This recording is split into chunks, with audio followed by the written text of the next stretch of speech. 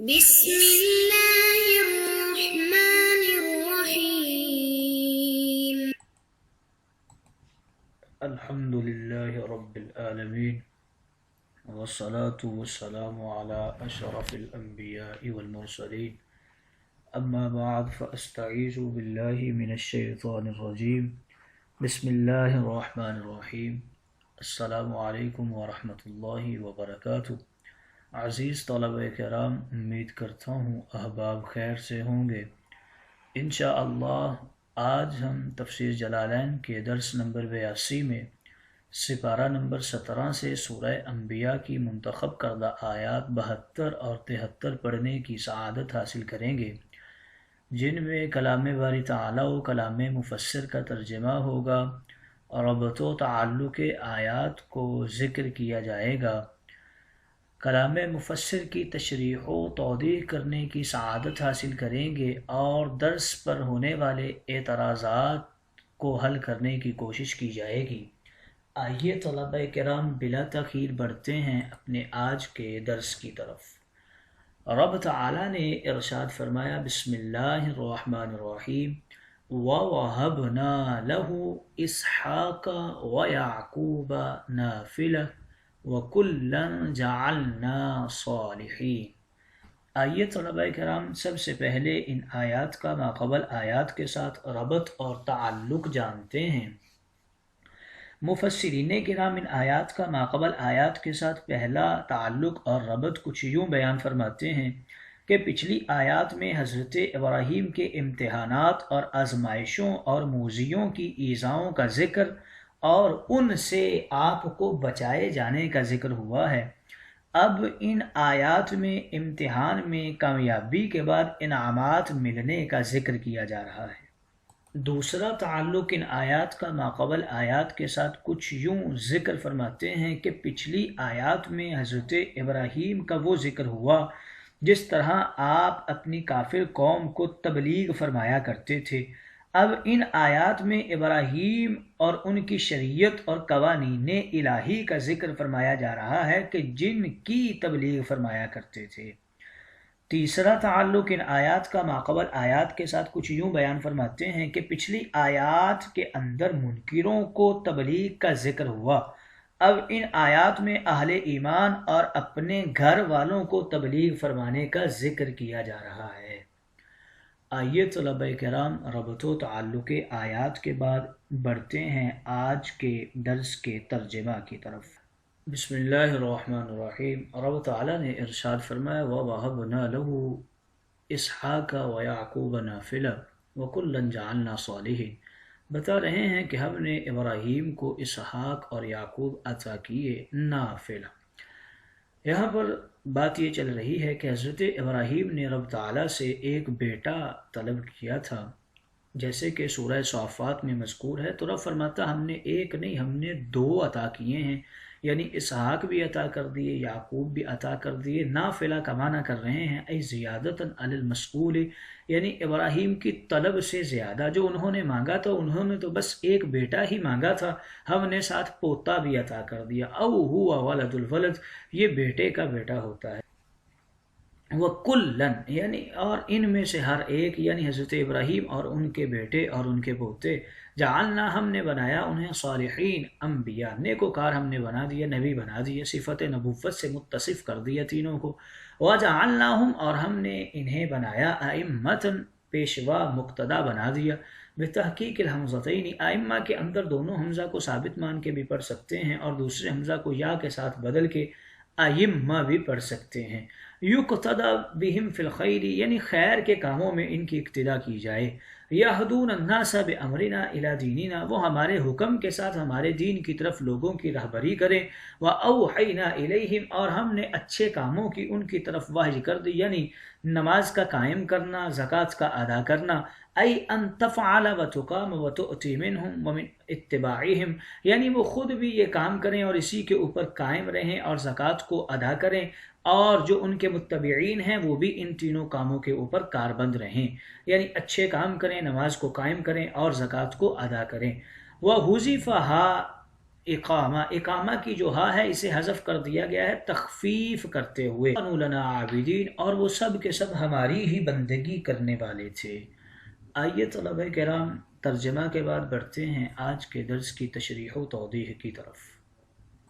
یہاں سے تشریح و توضیح کر رہے ہیں، حضرت ابراہیم کو ہم نے اولاد عطا فرمائی اسحاق کی صورت میں، جس کا ابراہیم نے سوال کیا تھا۔ ابراہیم سارے امتحانات اور آزمائشوں کے بعد جب رب تعالیٰ نے ان کو ہجرت کا حکم دیا اور آپ کو عراق سے شام کی طرف اور فلسطین کی سرزمین پر آپ تشریف لے آئے، تو رب تعالیٰ نے حضرت ابراہیم کے اوپر انعامات کرتے ہوئے جو انہوں نے ماضی میں دعا مانگی تھی، رب ہب لی من الصالحین، مولا مجھے اولاد عطا فرما دے، تو اس دعا کو ہم نے پورا فرمایا اور ہم نے ابراہیم کو اسحاق عطا کیے، اور ساتھ جو یعقوب تھے وہ نافلہ کے طور پہ عطا کیے، یعنی دعا فقط اسحاق کی تھی، ہم نے ساتھ یعقوب پوتے بھی عطا کر دیے، زیادتاً علی المسئولی، آپ کی دعا پر زائد عطا کر دیا، یعنی بیٹا بھی دے دیا اور بیٹے کا بیٹا بھی دے دیا۔ وَكُلًّا، اور دوسرا انعام ہم نے کیا کیا کہ ہم نے ان تینوں کو یعنی حضرت ابراہیم کو اور آپ کے بیٹے اور پوتے کو جعلنا صالحین، ہم نے نبی بنا دیا، انبیاء بنا دیا، صالح اور پاکیزہ بنا دیا۔ وَجَعَلْنَاهُمْ أَئِمَّةً، اور ہم نے انہیں پیشوا بنایا۔ ائمہ کے حوالے سے بتا رہے ہیں کہ دونوں حمزہ کو ثابت مان کے بھی پڑھ سکتے ہیں، دوسرے حمزہ کو یا سے بدل کے ائمہ بھی پڑھ سکتے ہیں، گویا یقتدی بہم فی الخیر، نیکی کے کاموں میں ان کی اقتدا کی جائے، ان کو مقتدا بنا لیا جائے۔ یہ اپنی امتوں کو ہدایت کرتے تھے اور لوگ ان کی نیکی کے کاموں میں اقتدا کیا کرتے تھے۔ ہم نے اگلا احسان ان کے اوپر کیا کیا، یہدون الناس، یہ کہ لوگوں کو ہدایت کریں ہمارے دین کی طرف ہمارے حکم کے ساتھ، اور ہم نے ان کی طرف وحی بھی بھیج دی۔ وحی کا مقصد کیا تھا، کون سے افعال وحی کیے؟ پہلا یہ تھا کہ فعل خیرات، اچھے عمل کریں، حسن عمل کریں، دوسرا یہ تھا کہ نماز کو قائم کریں، اور تیسرا یہ تھا کہ زکوٰۃ کو ادا کریں۔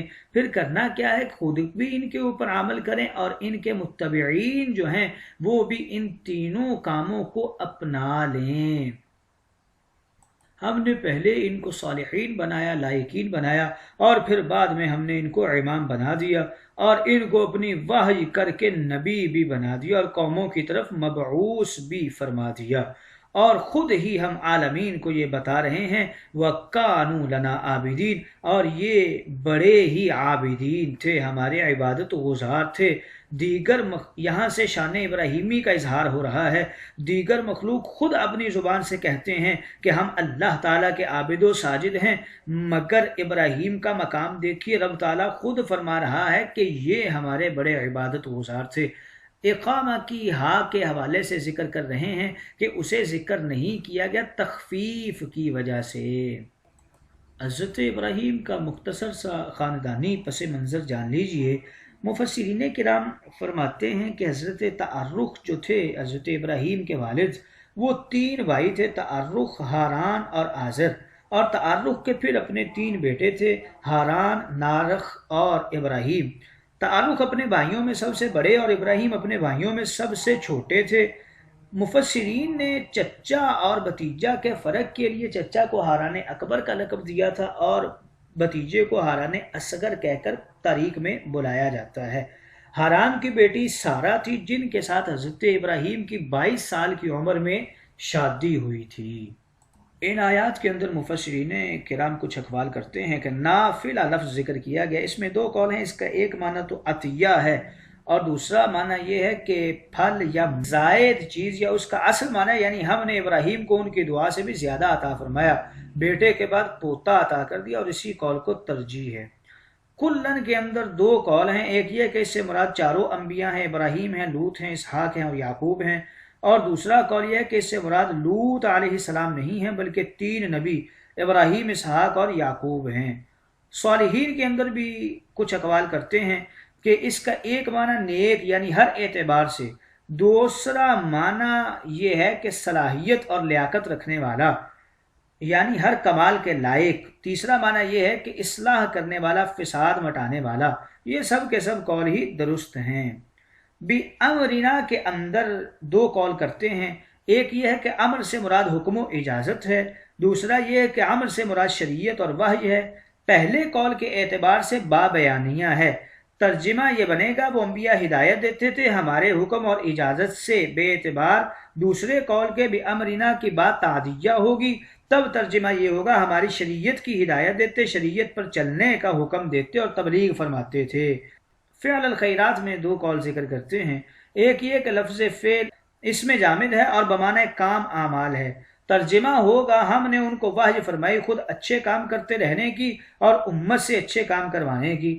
اور دوسرا اس میں یہ ہے کہ یہ لفظ فعل مصدر بمعنی امر استمراری ہے، اور ترجمہ یہ ہے کہ ہم نے وحی فرمائی ان سب کی طرف کہ کرتے رہو بلائیوں والے کام۔ تشریح و توضیح کے بعد آئیے طلبہ کرام بڑھتے ہیں آج کے درس پر ہونے والے اعتراضات کی طرف۔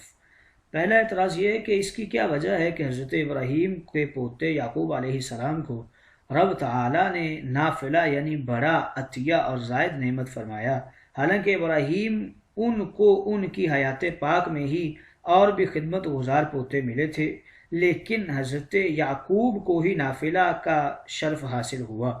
اس کا جواب یہ دیتے ہیں کہ یہ سورہ انبیاء ہے، یہاں سے ان شخصیات کا تذکرہ حسنہ بیان کیا جا رہا ہے جن کو رب تعالیٰ نے نبوت سے سرفراز فرمایا۔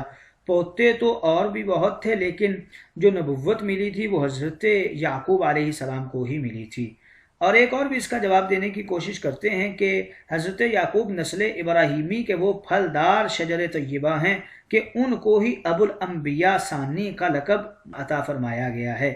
غرض یہ کہ یعقوب علیہ السلام کی 4 خصوصی شانیں ہیں: نبوت نافلہ، جانشین ابراہیم، نسل ابراہیمی کے امین اور ابو الانبیاء ثانی۔ دوسرا اعتراض آج کے درس کے اوپر یہ ہوتا ہے وَكُلًّا جَعَلْنَا صَالِحِينَ، ہم نے ان کو صالح بنایا۔ اس فرمان کو اس خصوصیت سے ذکر فرمانے کی کیا وجہ ہے؟ صالحین تو صحابہ اور اولیاء اللہ بھی ہوتے ہیں۔ جواب اس کا یہ دیتے ہیں کہ انبیاء کرام علیہ السلام اور غیر نبی کے صالح ہونے میں 4 طرح سے فرق ہے۔ پہلا فرق یہ کہ انبیاء کا صالح ہونا ان کی عصمت ہے، وہ مثل ملائکہ معصوم ہوتے ہیں، گناہوں پر قادر ہی نہیں ہوتے، مگر غیر نبی اولیاء اللہ کا صالح ہونا ان کی حفاظت الہی ہے، وہ گناہوں سے محفوظ ہوتے ہیں، یعنی گناہ کر سکتے ہیں مگر کرتے نہیں، اور اگر کبھی ہو بھی جائے تو فوراً پکی سچی توبہ کر کے بخشوا لیتے ہیں۔ دوسرا قول اس کے اندر یہ ذکر کرتے ہیں انبیاء کو رب تعالیٰ بغیر اعمال عبادت پیدائشی صالح بنا دیتا ہے، پھر ان کو شکم مادر میں نبوت ملتی ہے اور ان کا صالحین ہونا پہلے نبی ہونا، بعد میں دونوں نعمتوں کے عطیہ الہی ہونے کے بعد پھر ولادت، جیسا کہ فجعلناہم سے ثابت ہو رہا ہے۔ مگر اولیاء اللہ دنیا میں آ کر اعمال و توفیق الہی سے صالح بنتے ہیں۔ تیسرا فرق یہ ہے کہ انبیاء کا صالح ہونا ان کی نبوت ہے، اولیاء کا صالح ہونا ان کی ولایت ہے۔